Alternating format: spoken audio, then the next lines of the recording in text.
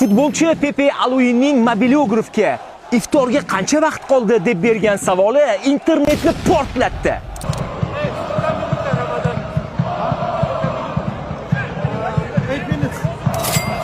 Ramazonda o'zi ajib hodisalar kuzatilmoqda.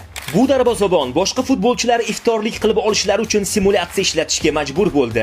Bilasiz, Fransiya 1-ligasida ham o'yin paytida to'xtalishlar bo'lmaydi, biroq baribir o'sha kechada o'yin to'xtatildi. Antoni Lopesh ismli darvozabon oyog'ini ushlab, to'satdan chimga yotib oldi. Hakam o'yinni to'xtatdi. Shifokorlar darvozabonga tibbiy yordam ko'rsatgunlaricha boshqa futbolchilar xotirjam og'izlarini ochib olishdi.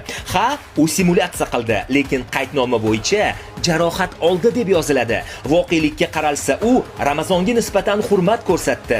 Ha, ba'zan futbolda yozilgan qoidalar bo'yicha emas, insoniylik bo'yicha harakat qilishga to'g'ri keladi.